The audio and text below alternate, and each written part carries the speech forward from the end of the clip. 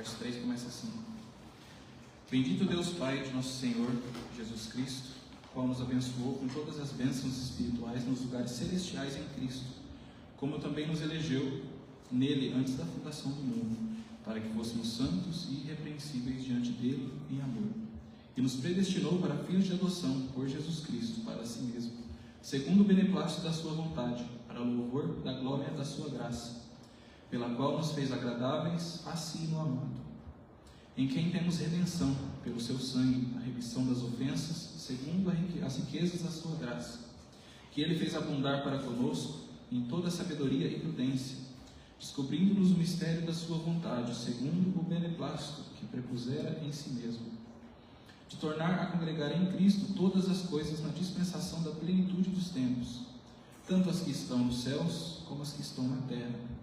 Nele digo, em quem também fostes feitos herança, havendo sido predestinados conforme o propósito daquele que faz todas as coisas segundo o conselho da sua vontade, com o fim de sermos, para louvor da sua glória, nossos que primeiros esperamos em Cristo, em quem também vós estás, depois que ouvistes a palavra da verdade, o evangelho da vossa salvação, tendo nele também crido, foste selado com o Espírito Santo da promessa, o qual é o penhor da nossa herança para a redenção da possessão adquirida, para o louvor da sua glória.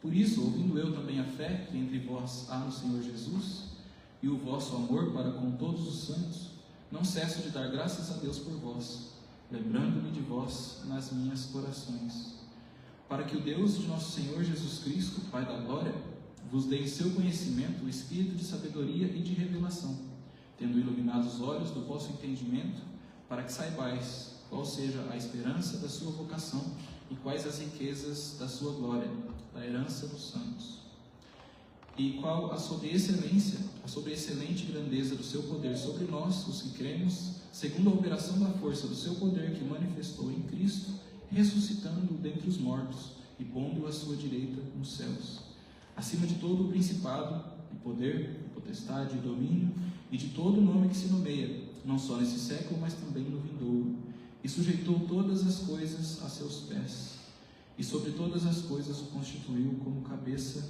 da igreja, que é o seu corpo, a plenitude daquele que cumpre tudo em todos. Até aqui só.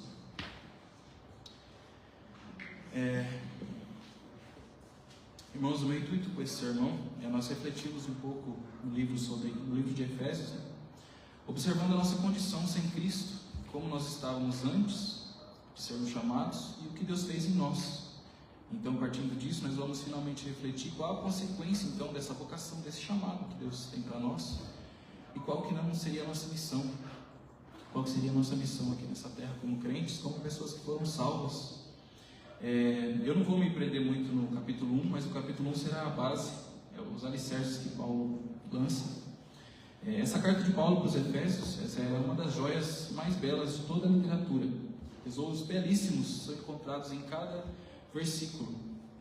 Paulo não trata de problemas particulares, como faz na maioria das suas outras cartas. Por exemplo, a carta aos Coríntios, ele trata de vários problemas particulares da igreja que estavam acontecendo naqueles tempos. Ao contrário, Paulo abre as cortinas do tempo, ele penetra nas profundezas da eternidade e traz aos homens as verdades mais consoladoras da graça. Os temas da fé cristã ornam a coroa dessa epístola. Os capítulos mais destacados da soteriologia, a revelação de Deus sobre a salvação, podem ser encontrados nessa carta inspirada por Deus, pelo apóstolo Paulo.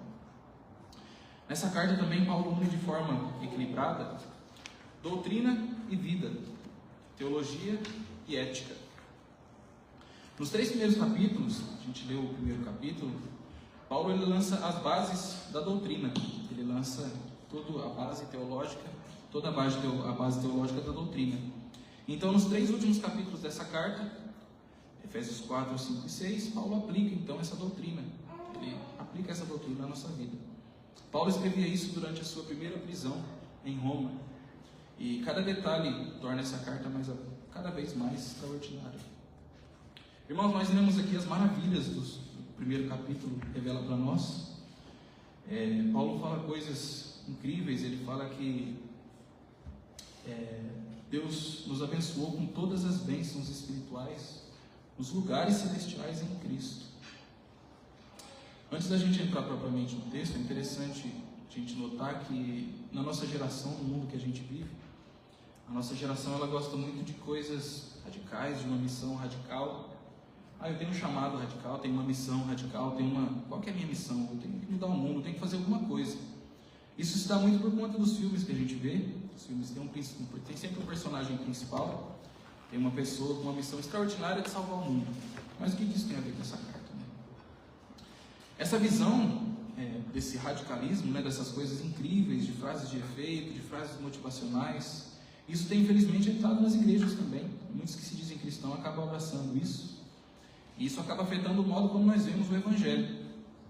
Nós vemos cada vez mais em sermões palavras chocantes, motivacionais, coisas absurdas feitas na igreja. E vemos igrejas cujo seu principal foco é salvar a sociedade, salvar o mundo. E isso fica no nosso imaginário e resulta numa tensão que diz que a vida cristã, então, tem que seguir isso também. A vida cristã tem que ser uma vida radical. Nós pensamos que precisamos fazer coisas extraordinárias no mundo para sermos lembrados, para causar mudança e motivar gerações. Quando pensamos nisso, vem em mente os filmes, né, heróicos, que o herói recebe a responsabilidade de fazer valer a pena a sua vida. E na maioria das vezes isso acaba resultando no oposto daquilo que a palavra de Deus nos chama para viver, e é isso que nós vamos ver nesse sermão com a ajuda de Deus. Nós vimos as bases, ou seja, Deus nos chama para ter uma vida santa, nós somos chamados para ser obedientes. Deus nos chama para viver uma vida normal, ou seja, casar, ter filhos, criar os filhos para a glória de Deus, amar a esposa e o esposo, trabalhar, ser fiel no trabalho. É isso que a gente vai ver nessa carta. Coisas que para a nossa geração não seriam suficientes, pois não é radical o suficiente, é uma vida normal. Esse não é um evangelho radical, nem um chamado extraordinário, aparentemente, para o nosso mundo. Coisas que para a nossa geração não seriam suficientes, pois não é radical. Esse não é um evangelho radical, nem um chamado extraordinário, porque ele discorda muito do mundo e ele acaba esmagando o eu. Alguns até diriam que, apesar disso, nós deveríamos fazer coisas incríveis para Cristo. Cristo fez tudo isso, Ele nos resgatou, Ele morreu por nós, segundo o beneplácito da sua vontade, Ele nos predestinou para filhos de adoção, como nós lemos, e fez tudo isso para louvor e honra da sua graça. Ele nos tornou agradáveis a Deus. No capítulo 2 nós vamos ver que nós éramos mortos em delitos e pecados, e Deus fez tudo isso por nós. Então alguns, com base nisso, eles têm a conclusão que nós devemos então ser incríveis para Cristo. Mas o Evangelho, na verdade, ele não fala sobre sermos incríveis, mas ele fala sobre o quão incrível Cristo é. Nós então não somos chamados para ser incríveis ou radicais nesse sentido heróico da palavra, mas somos chamados para viver de maneira digna do nosso chamado, ou seja, ser santos e obedientes. Mas nós somos mestres em pensar então em coisas extraordinárias. Nós temos que pensar, a gente cresce, muitos sem o Evangelho, e no mundo a gente vê também, a gente cresce, nossa, eu tenho que fazer alguma coisa, daqui 100 anos, 8 bilhões de pessoas vão estar mortas, todo mundo que eu conheço vai estar morto, não vai estar mais ninguém aqui, eu preciso fazer alguma coisa para ser lembrado, para mudar o mundo, eu preciso fazer alguma coisa. Mas nós vamos ver que nós não somos chamados para isso. Nós lemos no capítulo 3 dessa mesma carta, Paulo diz assim no capítulo 3, no verso 1: por esta causa eu, Paulo, sou prisioneiro de Jesus Cristo por vós, os gentios, como me foi este mistério revelado pela revelação, como antes um pouco vos escrevi. Por isso, quando ledes, podeis perceber a minha compreensão do mistério de Cristo. Paulo fala do mistério. No verso 5 ele fala: o qual esse mistério, noutros séculos, não foi manifestado aos filhos dos homens, como agora tem sido revelado pelo Espírito aos seus santos apóstolos e profetas. Paulo nos fala de uma grande salvação nesse capítulo 1. Na verdade, nos 3 primeiros capítulos da carta de Efésios, Paulo fala dessa grande salvação, fala de um grande Deus que salva pecadores. Ele nos fala de algo incrível, ele revela os mistérios que jamais foram revelados. Como ele falou no capítulo 3, os primeiros versículos, esse mistério jamais foi revelado. E ele está se referindo ao Evangelho, o que ele falou. Ele está se referindo àquilo que Deus fez em nós. No capítulo 2, Paulo nos diz que nós, estávamos mortos por causa da nossa desobediência e por causa dos nossos muitos pecados. Que nós costumávamos viver segundo o resto do mundo, nós éramos escravos do mundo, escravos da carne, escravos do pecado, escravos do príncipe da potestade, que agora atua nos filhos da desobediência. Nós andávamos fazendo o desejo da nossa carne. Isso, no capítulo 2, é a base que Paulo lança. No capítulo 1 ele fala da salvação, do olhar de Deus, e no capítulo 2 ele fala um pouco como que Deus enxerga o homem, e o que Deus fez com isso. Mais adiante também, no capítulo 2, Paulo nos diz: não esqueçam que vocês, gentios, eram chamados incircuncidados. Naquele tempo vocês viviam afastados sem Cristo. Então era esse o estado, esse é o estado de toda a humanidade sem Cristo, afastados, mortos. Então Paulo fala que nós não tínhamos o privilégio do povo de Israel, no verso 11, capítulo 2 de Efésios. E nós não conhecíamos as promessas da aliança, está falando dos judeus. E nós vivíamos num mundo sem Deus e sem esperança. Com esse plano de fundo terrível e trágico, Paulo então nos diz coisas incríveis que Deus fez. Começando no capítulo 1, que nós lemos, diz que Deus nos tirou dessa escuridão infinita e que Ele nos elegeu nele antes da fundação do mundo para que fôssemos santos e irrepreensíveis diante dele em amor. Será que isso é incrível, né? Vamos pensar, então, antes do tempo, antes de Deus criar todas as coisas, antes da primeira galáxia explodir, antes da primeira supernova, Paulo diz que Deus nos elegeu em Cristo antes da fundação do mundo. Ele elegeu pecadores, miseráveis, seguindo os pecados, obedecendo o pecado. Isso é realmente incrível. Paulo fala que Deus nos abençoou com todas as bênçãos espirituais em lugares celestiais em Cristo. Isso é uma declaração incrível, uma coisa extraordinária. Ele nos diz que Deus nos predestinou para sermos filhos de adoção por Jesus Cristo para si mesmo. Nos fez agradáveis assim no amado, ou seja, pessoas que eram mortas. O profeta Jeremias fala que o profeta Isaías fala que nossas melhores obras são como trapos de imundícia. E aqui Paulo fala que Deus nos fez agradáveis em si no amado. Então, descobrindo-nos o mistério da sua vontade, nós somos feitos herança. Então, Deus ainda revela os seus mistérios, como nós vimos. E nós somos feitos herança. Nós que éramos malditos, fomos feitos herança. E fomos selados com o Espírito da promessa. Ele continua no capítulo 2, ele fala no verso 5, que Ele nos vivificou. Pessoas que estavam mortas foram vivificadas juntamente com Cristo. E Ele fez isso para mostrar nos séculos vindouros as grandes abundâncias, riquezas da sua graça, pela sua benignidade para conosco em Cristo Jesus, no verso 7 do capítulo 2. Tudo isso, capítulo 1, 2, Paulo nos diz que foi feito por Deus em nós com a mesma força do poder grandioso que Ele ressuscitou Cristo. A gente leu no capítulo 1, verso 20, fala assim que ressuscitou Cristo dos mortos e o fez assentar no lugar de honra à direita de Deus, nos domínios espirituais. Aqui Paulo fala que basicamente o mesmo poder que Deus impõe, para salvar pecadores, para dar vida a pecadores. O Senhor Jesus falou que nós temos que nascer de novo, falando com Nicodemos. Esse mesmo poder usado para isso, aqui no verso 20, Deus fala que é o poder que Deus ressuscitou Cristo dos mortos, é o poder que realmente ressuscita e ressuscitou o próprio Deus, o próprio Filho de Deus. Então, até aqui nos 3 primeiros capítulos, Paulo então ele lança os alicerces, as bases da doutrina. Nós vimos coisas extraordinárias, coisas fantásticas. Antes da fundação do mundo, Ele nos elegeu.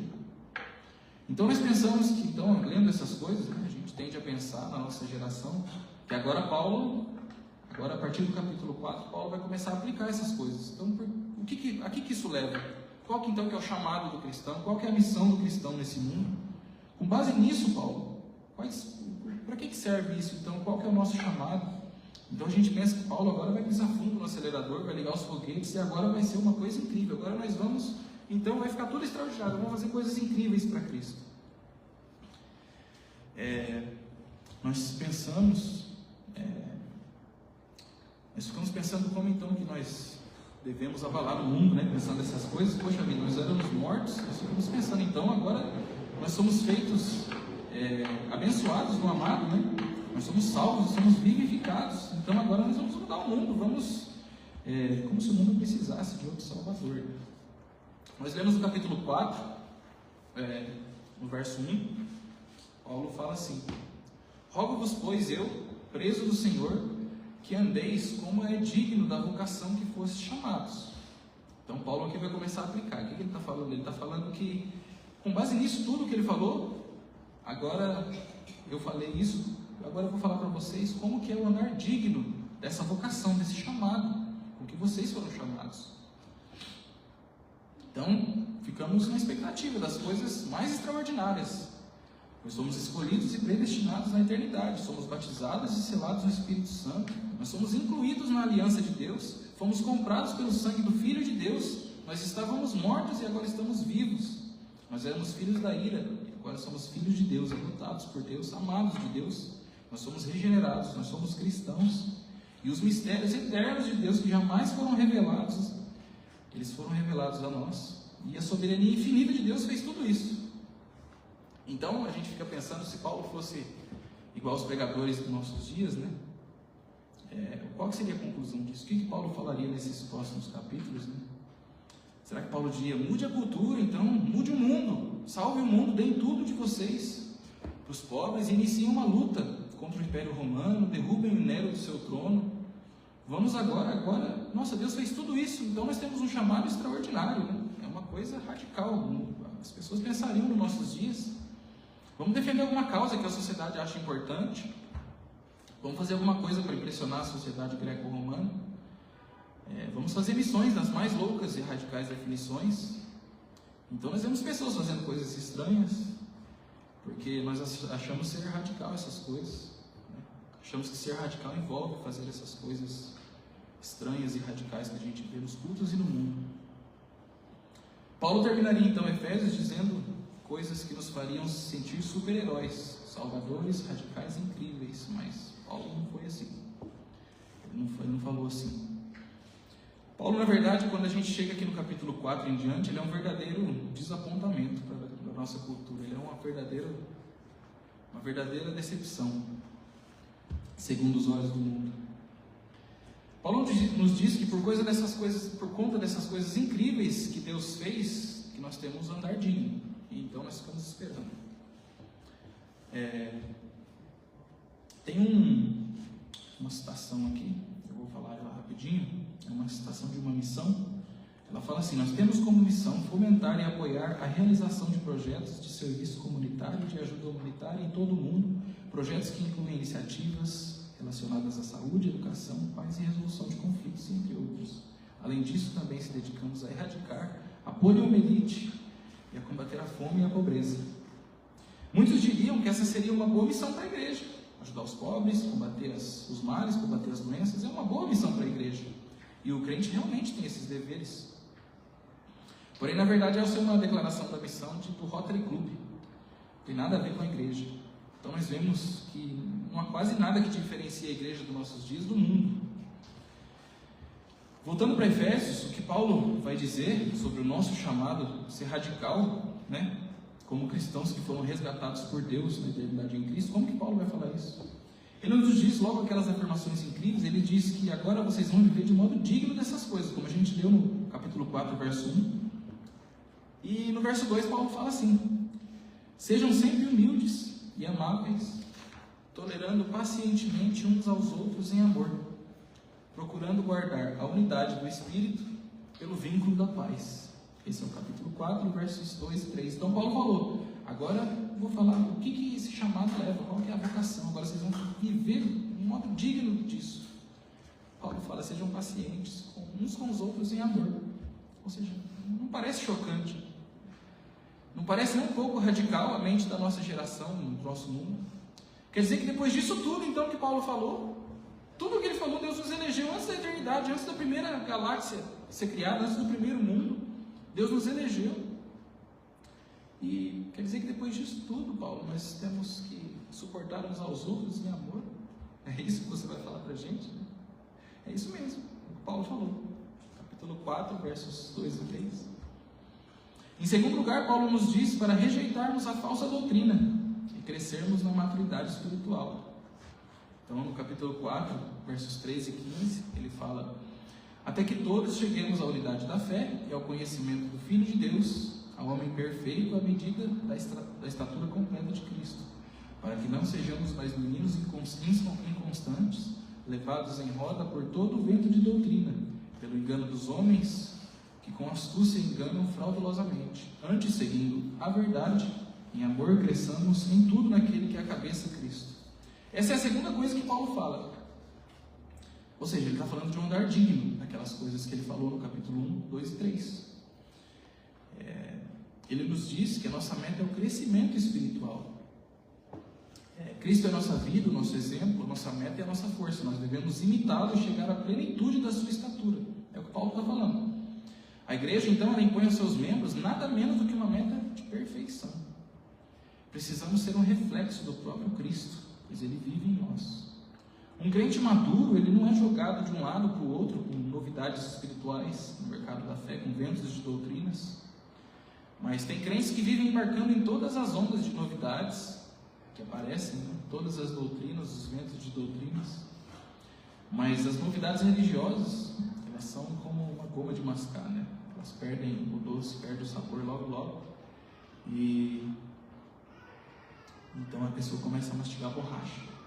Depois que perde o sabor, precisam de uma nova novidade. E assim são alguns crentes no nosso mundo, na nossa geração. Assim são alguns crentes. Eles precisam sempre de alguma coisa nova. Eles precisam de um chamado incrível, de um chamado radical, de novidades.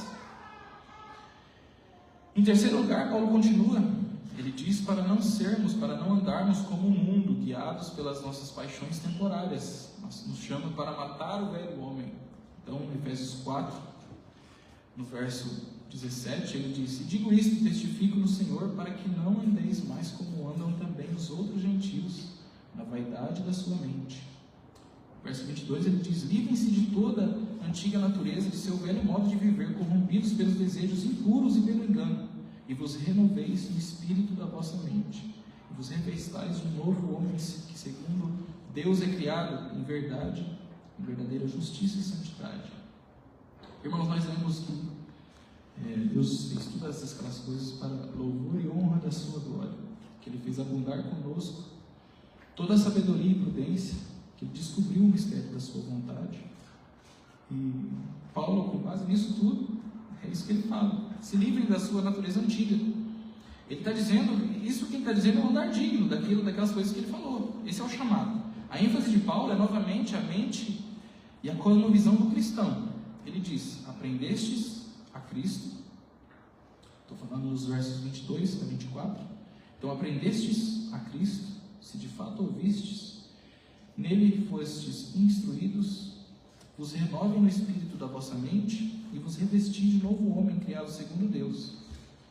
Quanto mais conhecemos a palavra de Deus, mais conhecemos o Filho de Deus. Então, aprender com Cristo não é nada além do que tirar a nossa velha humanidade com uma roupa podre e vestir uma nova humanidade criada na imagem de Deus com uma roupa nova.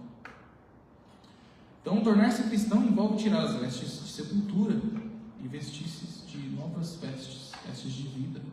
A gente vê Lázaro, ele esteve no sepulcro por 4 dias, e Cristo ordenou para ele: desatai-o e deixai-o ir. E nós devemos também fazer da mesma forma, é o que Paulo está falando. Nós devemos tirar as roupas do velho homem, aquele velho homem que Paulo falou no capítulo 2, e nós devemos deixar esse velho homem e nos vestir um novo homem. Paulo continua, então. Agora a gente está tudo bem, Paulo, você falou até aqui agora, esse é o chamado, né? Você está dando uma base ainda, mas a gente fica esperando. Paulo, Deus fez tudo isso. Ele fala que o mesmo poder que Deus usou para ressuscitar Cristo é o poder que Ele usa quando Ele salva os seus eleitos. Tem que ter alguma coisa, Paulo, tem que ter algum espacinho para mim. Paulo continua, no capítulo 4, verso 25, ele diz: portanto, abandonem a mentira e digam a verdade a seu próximo, pois somos todos parte do mesmo corpo. Então, Paulo continua, ele diz: não mintam. Deus fez tudo isso em vocês, como é que vocês vão viver de modo digno dessas coisas? Não mintam, é o que Paulo diz. Depois ele diz: deixem toda a ira pecaminosa sair da vida de vocês. Verso 26, ele diz: quando vocês ficarem irados, não pequem. Apaziguem a sua ira antes que o sol se ponha e não deem lugar ao diabo. Ele está falando do andar digno, aquelas coisas. O andar digno do cristão, o cristão que foi salvo, que foi regenerado, que foi eleito desde antes da fundação do mundo. Como é que esse cristão deve viver? Depois, no verso 28, Paulo diz: aquele que roubava, não roube mais. Pelo contrário, trabalhe, fazendo com as mãos o que é bom, para que tenha o que repartir com quem está passando necessidade. Então Paulo diz que não basta o desonesto, não basta a pessoa que rouba parar de roubar, de furtar. Paulo diz que essa pessoa deve trabalhar para o sustento próprio e trabalhar para ajudar os outros. Ou seja, Paulo faz o contraste aqui. Não é só para você parar de roubar, você tem que trabalhar também. Paulo está falando isso aqui para as pessoas viverem de um modo digno. Aos santos de Éfeso e toda a igreja de Cristo, como é que vocês vão viver de um modo digno? Como ele falou no capítulo 3 agora, modo digno dessas coisas, começo do capítulo 4, verso 1. E Paulo vai adiante, ele diz outra coisa radical, agora sim, uma coisa impactante. Ele diz: cuidado com a sua língua. Você quer ter um andar digno dessas coisas maravilhosas? Então cuidado com o que você fala. Ele diz em Efésios 4, 29 e 31, não saia da vossa boca nenhuma palavra torpe, mas só a que for boa para promover a edificação, para que dê graça aos que ouvem. Toda a amargura, verso 31, e ira, e cólera, e gritaria, e blasfêmia, e toda a malícia, sejam tiradas dentre vós. No capítulo 5, verso 4, ele fala mais um pouco desse assunto. Ele fala que não haja obscenidade, nem conversas tolas, nem piadas indecentes, que não são aprovadas, que não são apropriadas, mas em vez disso, ações de graças. Não tá muito radical, né, Paulo? Não está parecendo nada com o que o mundo diria. Quando nós lemos, só para entrar um pouquinho nessa parte da língua, Tiago fala um pouco disso. Tiago, no capítulo 3, versos 5 a 8, ele diz que a nossa língua pode ser uma fonte de vida, ou ela pode ser um instrumento de morte. Ele diz assim no verso 5: semelhantemente, a língua é um pequeno órgão do corpo, mas se vangloria de coisas grandes. Vejam como um grande bosque é incendiado por uma simples fagulha. Assim também a língua é um fogo, é um mundo de iniquidade, colocada entre os membros do nosso corpo, contamina a pessoa por inteiro e incendeia todo o curso da sua vida, sendo ela mesma incendiada pelo inferno. Toda espécie de animais, aves, répteis e criaturas do mar doma-se e tem sido domada pela espécie humana. A língua, porém, ninguém consegue domar. É um mal incontrolável, cheio de veneno mortífero. Tiago aqui está falando do mesmo ponto de Paulo. Paulo diz que toda a amargura, toda a ira, toda a cólera, toda a gritaria, blasfêmia, como a gente leu, toda a malícia sejam tiradas do meio de vós. E Tiago fala dessa mesma coisa. Ele compara a língua ao leme de um navio. E também o freio que se põe na boca do cavalo. Paulo compara a língua com essas mesmas coisas. Ou seja, ela muda um curso de um grande transatlântico, mantém dentro dos limites no controle do cavalo, com todo o seu vigor e a sua força do cavalo, né? E Tiago diz então que, como cristãos, nós temos que se dar conta da vital importância de vigiar a língua e os lábios. Ele diz que é uma destruição. Ele diz que a língua é feita, se ela for usada de mau uso, ele diz que isso é uma maldição, é um verdadeiro mundo de iniquidade, é uma coisa que pode acender um fogo terrivelmente destruidor. E nós podemos ou animar pessoas ou destruí-las, como diz Provérbios 12, 18. Há palavras que ferem como espada, mas a língua dos sábios traz cura. E Paulo fala da mesma coisa. A fala torpe, ela entristece o Espírito Santo. Então não nos admira que o apóstolo Paulo dê grande atenção para a questão de falar. Ou seja, todas aquelas coisas que a gente viu, os capítulos 1, 2 e 3, qual que é a conclusão que Paulo tira disso? É o que a gente leu. Ele fala: cuidado com a língua de vocês, domem a língua de vocês. E a gente vê isso por toda a Bíblia. A fala torpe, ela entristece o Espírito Santo. Entretanto, Paulo diz que nós somos novos homens, que nós nos despojamos do velho homem e se revestimos do novo, e não há aspecto que não mostram isso em nós, da maneira tão direta e clara como as nossas conversas, os nossos assuntos, o nosso falar. Então Paulo está falando disso. Que chamado radical, né? Domem a sua língua, não mintam, não falem coisas que não convêm. E, porém, isso não é nada parecido, como a gente já viu, né? Com o que a igreja diria, né? Com o que a igreja do nosso mundo diria, diante daquelas afirmações incríveis que Paulo falou, né? Realmente é uma coisa incrível. Paulo, depois disso tudo, ele fala uma coisa fundamental. Então agora vai. Paulo fala em Efésios 5, 3-5, ele fala: mas a fornicação e toda a impureza ou avareza nem ainda se nomeia entre vós, como convém a santos, nem torpezas, nem pavorices, nem chocarrices, que não convém, mas antes ações de graças, porque bem sabeis isto, que nenhum devasso, ou impuro, ou avarento, o qual é idólatra, tem herança no reino de Deus. Ninguém vos engane com palavras vãs, porque estas coisas vem a ira de Deus sobre os filhos da desobediência. No verso 11, Paulo continua, ele disse: não comuniqueis com as obras infrutuosas das trevas, mas antes condenai-as. Então, Paulo está falando, só voltando, Paulo falou, agora eu vou falar para vocês, com base em todas aquelas coisas que eu falei para vocês no capítulo 1, 2 e 3, como é que é viver de forma digna dessas coisas, como é que um cristão vive de forma digna dessa salvação extraordinária que ele recebeu do Senhor Jesus.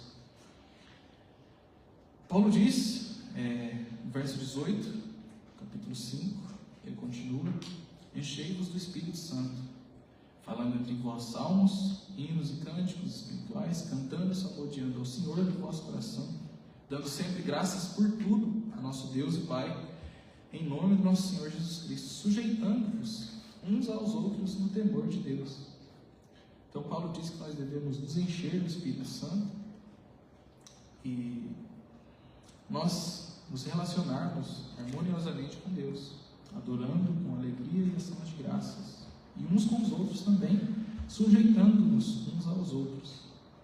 Ou seja, cristãos cheios do Espírito amam a Deus e amam uns aos outros. É o que Paulo está falando. Agora, vamos viver de modo digno dessas coisas. Façam isso. Controlem a língua de vocês. Não mintam.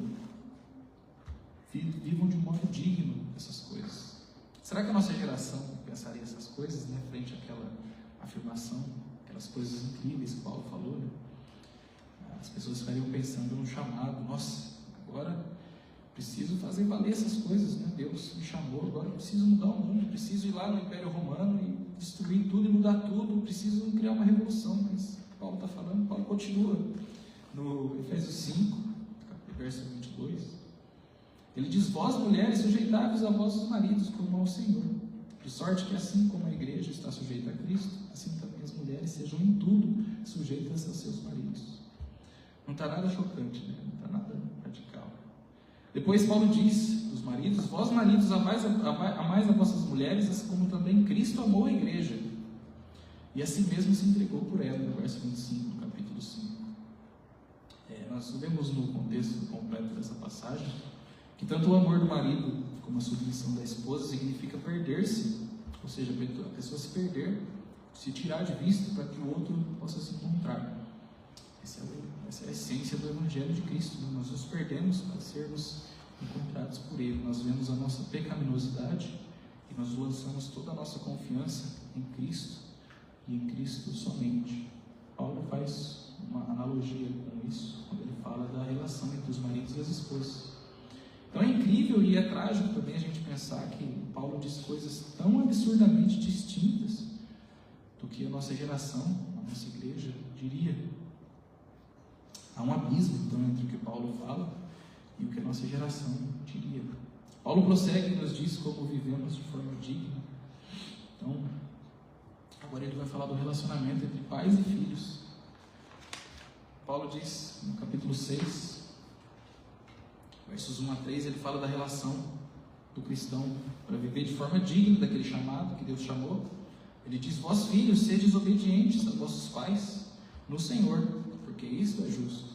Honra o teu pai e a tua mãe, que é o primeiro mandamento com promessa, para que te vá bem e vivas muito tempo sobre a terra. Verso 4 ele diz: e vós pais, não provoqueis a ira dos vossos filhos, mas criai-os na doutrina e na admoestação do Senhor. Ou seja, Paulo, como é que eu vivo de uma forma digna daquele chamado? Criem vossos filhos para o Senhor. Filhos, sejam obedientes a vossos pais, porque isso é justo. Honra o teu pai e a tua mãe.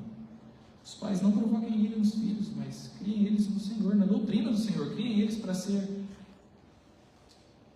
homens de Deus, não homens ricos, extraordinários. Não. Criem eles na doutrina e na demonstração do Senhor. É o que Paulo fala. Paulo fala também sobre o trabalho, capítulo 6, versos 5 e 7. Vós servos, obedecei a vossos senhores segundo a carne, com temor e tremor, na sinceridade de vosso coração, como a Cristo, não servindo à vista, como para agradar aos homens, mas como servos de Cristo, fazendo de coração a vontade de Deus, servindo de boa vontade como ao Senhor, e não como aos homens. Irmãos, vocês veem que Paulo, ele falou sobre como tratar a esposa, como tratar o esposo, sobre como criar os filhos, sobre o trabalho. Ele falou sobre como não causar males com a nossa boca, como não mentir, não ser imoral, não ser controlado pela mentira, mas pela verdade.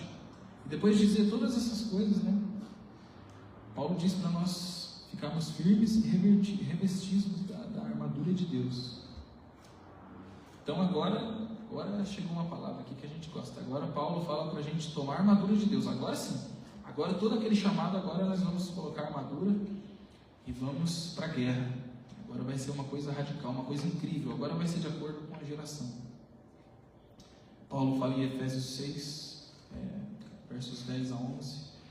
No demais, irmãos meus, fortalecei-vos o Senhor na força do seu poder. Revesti-vos de toda a armadura de Deus, para que possais estar firmes contra as astutas ciladas do diabo. Paulo vai dizer o que é essa armadura, e ele vai continuar sendo uma decepção para a nossa geração. Ele diz no capítulo 6, versos 17 e 18: tomai também o capacete da salvação e a espada do Espírito, que é a palavra de Deus, orando em todo o tempo, com toda a oração e súplica no Espírito, e vigiando nisto com toda a esperança e súplica por todos os santos e por mim, para que me seja dada, no abrir da minha boca, a palavra com confiança, para fazer notório o mistério do Evangelho. Vamos ser sinceros, não tem como ler essas coisas e se sentir um herói, como a gente pensaria que poderia ser. Nós estamos assentados nas regiões celestiais em Cristo Jesus, então nós somos muita coisa, O que Paulo está falando? Vivam uma vida de oração e leitura da palavra. Paulo fala uma coisa parecida, um resumo de estudo. Ele fala em 1 Coríntios 10, 31. Ele diz: quer vocês comam ou quer bebam, quer façam qualquer outra coisa, façam tudo para a glória de Deus. Paulo não é radical, não da maneira que nós gostamos, que a nossa geração gosta. Ele não é radical nem motivacional, porque ele coloca Cristo no centro de tudo. Ele não coloca o homem, não fica no espaço para o homem. Homem, controla a sua língua, não minta. Cria o seu filho para Deus e não para o mundo. Ele quer que nós não caiamos na moralidade sexual. Ele não é radical nesse sentido motivacional, ele é radical contra o pecado, ele é radical sobre mortificar o pecado. Essa é a radicalidade de Paulo. Ele quer que nós paremos de ter crises de raiva como a gente deu. Ele diz: quando vocês se irarem, não pequem, se controle a língua de vocês. Paulo continua, tem várias outras aplicações que Paulo faz, mas acho que já deu para entender que, enfim, hoje em dia, quanto mais radical a pessoa diz ser sua vida no Evangelho, será que a gente vê essas coisas? Na verdade, quanto mais radical a pessoa diz ser, o que a gente vê por aí, mais chula é a maneira da pessoa falar, mais parecida com o mundo essa pessoa é, nos negócios, nas vidas, nos próximos, com o pai, a mãe, a esposa, com o esposo, com o patrão, e mais distante da palavra de Deus essa pessoa fica. Então, se você quer impressionar a nossa sociedade, nunca fale sobre pureza sexual, como Paulo falou. Nunca fale sobre suportar uns aos outros em amor, mansidão e paciência. Imagina chegar na reunião do serviço, olha, nós estamos assentados no céu, nas regiões celestiais, então vamos ser humildes, pacientes, longânimos, não vamos mentir. É a aplicação que Paulo faz do capítulo que a gente leu. O mundo odeia tudo isso. Tudo isso é uma verdadeira chacota para o mundo. Tudo isso soa muito chato e difícil, né? Nós gostaríamos de ser super-heróis, salvar o mundo, fazer coisas radicais e exorbitantes, mas Paulo nos diz para sermos bons pais, bons filhos, bons esposos, boas esposas. E tudo isso dá muito trabalho, né? Se deixarmos levar pelo mundo, nós vamos ser levados a crer que nossos filhos para ganhar dinheiro, para mudar o mundo, para ser bem sucedido, jamais para ser temente a Deus e piedoso. O que soa emocionante e radical seria alguém falando coisas como: vamos mudar a sociedade, vamos mudar o mundo. Mas quando alguém fala em domar a nossa língua rebelde, nós não pensamos nisso como uma coisa emocionante, né? Como uma coisa motivacional. Será que pensamos, né? Será que nós pensamos nisso?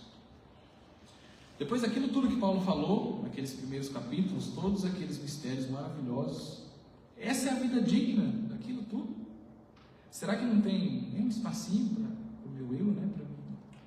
Não tem nada. Condenar as obras más, né? Viver uma vida de oração, pregar a verdade, condenar o falso ensino.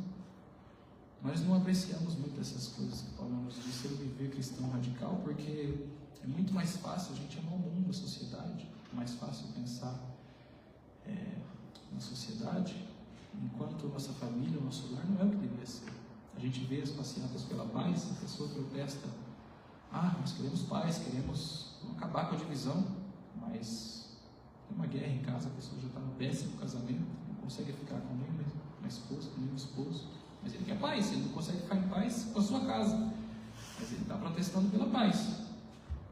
Então, no final das contas, essas chamadas modernas, né, para sermos radicais, esse evangelho motivacional, né, dos nossos dias, ele não tem nada de radical. É só ilusão abstrata, que murcha como folha. São meras distrações. A vida cristã, ela não diz para a gente ir num lugar, ir a uma cultura e fazer coisas grandes e incríveis para Cristo. A vida cristã nos diz para termos um viver santo, que glorifica a Deus onde nós estamos. Sermos pais que criam filhos para a glória de Deus, trabalhadores que trabalham como se fosse para o Senhor. Diz para domarmos nossa língua, sermos maridos e mulheres que se amam e se respeitam. E nós não achamos isso radical, né? Viver assim, morrer, né? Viver essa vida simples, morrer, pode parecer algo sem graça para nós. E depois daqueles 3 capítulos, né, inacreditáveis, é isso, Paulo, acabou aí, não tem mais nada, não tem nem um pouquinho, não tem, acabou. E é nisso que a nossa igreja dos nossos dias está fracassando, quando nutrimos as utopias do mundo. É muito mais fácil a gente ansiar, vamos mudar o Brasil, vamos fazer aqui uma passeata, vamos achar um Salvador, vamos mudar o Brasil. É muito mais fácil, porque isso é uma coisa abstrata. É mais fácil a gente mudar o Brasil do que a gente domar a nossa língua, que a gente sermos maridos que amam as esposas como Cristo amou a igreja, de criarmos nossos filhos para o Senhor. Isso tudo dá trabalho, isso tudo é coisa que acontece no dia a dia. O que é mais fácil, mudar o mundo ou fazer essas coisas? Para a gente terminar, a gente vai refletir um pouquinho. A Bíblia nos conta uma história de uma das pessoas mais importantes que viveu. Jesus disse que não nasceu ninguém maior que ele. Os profetas não tem nenhum maior. E ele só tinha que vir ao mundo e fazer uma coisa. Ele veio ao mundo, ele andou nos desertos da Judéia, e sua missão era tão específica. Ele tinha uma coisa para dizer ao mundo. A missão dele era tão específica que ele veio, entregou a mensagem e partiu do mundo tão rápido quanto ele veio. A mensagem dele não é radical segundo o mundo, nem segundo as igrejas dos nossos dias. Ele foi escolhido para vir ao mundo e dizer uma frase. A gente olha para isso, a gente pensa o hino que a gente cantou, né? O Salmo 24, né? Levantai, ó portas, as vossas cabeças, levantai-vos, ó entradas eternas, e entrará o Rei da Glória. Então o Rei da Glória está chegando. O Filho de Deus está vindo ao mundo, e esse personagem tem uma missão de introduzir essa pessoa. O rei vai entrando. Qual que é a frase que você vai dizer quando o rei entrar? A Bíblia diz que João Batista veio ao mundo, né, para preparar o caminho do Senhor. Então Imagina alguém diz para você: olha, o Filho de Deus veio ao mundo, mas você vai antes e prepara o caminho para ele. O que a gente diria? Facilmente, a nossa igreja de hoje em dia, do mundo, no anseio de ser bombástica, né, de apelar para o desejo humano, ela diria coisas do tipo: esse é o homem que ressuscita mortos. É uma coisa incrível, porque todo mundo morre, né? E ninguém quer morrer. Então a igreja poderia pensar nessas coisas. Ou no nosso mundo, né, muita pobreza, muita coisa acontecendo, esse é o homem que multiplica pães e peixes para os pobres. Ele faz transformar água em vinho. Isso seria uma coisa incrível, né? No nosso mundo, isso estaria em todas as capas de jornais, né? Esse é o homem que multiplica pães. Imagina o impacto disso, né? Uma pessoa que transforma pedra em pão, multiplica peixes para alimentar multidões. Seria uma frase extremamente relevante, né? Sairia em todos os jornais. Alguém mais místico, né, da igreja poderia dizer: esse é o homem que comanda a legião dos anjos. A Bíblia nos diz, em 2 Reis, capítulo 19, verso 35: sucedeu, pois, que naquela mesma noite saiu o anjo do Senhor e feriu no arraial dos assírios 185.000 deles. E levantando-se pela manhã cedo, eis que todos eram cadáveres. Um anjo somente fez tudo isso. Um anjo, 185.000 homens armados. A gente vê os estádios, né, cheios, multiplica isso algumas vezes, de homens armados. Um anjo fez isso. Imagina o homem que comanda todos os infinitos anjos, né, que existem. Mas João Batista, né, Deus enviou ele, Isaías 40, no capítulo verso 3, fala um pouco dele, fala: voz do que clama no deserto, preparai o caminho do Senhor, endireitai o ermo, no ermo a vereda a nosso Deus. Esse homem que chega ao mundo, Mateus nos fala que, não tem dúvidas que é desse homem que Isaías fala. Mateus 3,3 fala: porque este é o anunciado pelo profeta Isaías, que disse: voz do que clama no deserto, preparai o caminho do Senhor. O próprio Cristo, falando sobre João Batista, ele fala em Lucas 7,28: e eu vos digo que entre os nascidos de mulheres não há maior profeta que João Batista. Ou seja, Deus enviou seu filho ao mundo e ele enviou João Batista para dizer apenas uma frase. Quando vier o rei, quando o rei estiver entrando, uma frase você vai dizer. Por isso que João disse, né, é necessário que ele cresça e eu diminua, porque ele vai dizer essa frase, o Senhor Jesus vai nascer, vai viver, vai começar o ministério dele, João Batista vai dizer isso e vai passar rápido. E que frase então, né, tão bombástica que é essa, né? Será que é a mesma frase que nós pensamos, né? Esse é um homem que comanda legiões de anjos, que multiplica pães. João Batista segue na mesma linhagem de Paulo, de toda a Bíblia, né, que nós lemos. Ele diz, no dia seguinte, João, no capítulo 1, verso 29, João viu Jesus que vinha para ele e disse: eis o Cordeiro de Deus que tira o pecado do mundo. Então foi profetizado sobre ele uma frase, né, uma coisa, que coisa, né, uma frase mais radical que poderia ser dito, uma coisa extremamente radical: mortifica o pecado, né? Esse é o Cordeiro de Deus que tira o pecado do mundo. Tantas coisas, né, que João poderia falar, e o ministério dele se tratava disso, né, de preparar o caminho para o Senhor. Mas essa é a frase. O mundo não gostaria muito, mas essa é a frase que ele falou. E essas são as conclusões que o apóstolo Paulo tirou, aqueles capítulos maravilhosos. O problema é que a maior parte do mundo e da igreja não vê isso como radical, vê isso como uma chatice. A maioria das pessoas que dizem cristãs veem isso como: Paulo é uma pessoa que não sabe de nada. Nós estamos assentados, né, na região celestial, nós vamos fazer coisas radicais. É radical demais modificar o pecado.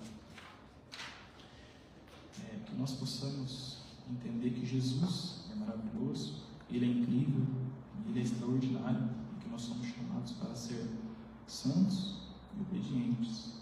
Não incríveis, nem salvadores, nem uma coisa messiânica, nada disso. Nós somos chamados para ser santos e obedientes, com uma vida que glorifica a Deus, que abençoa os homens. Vamos orar.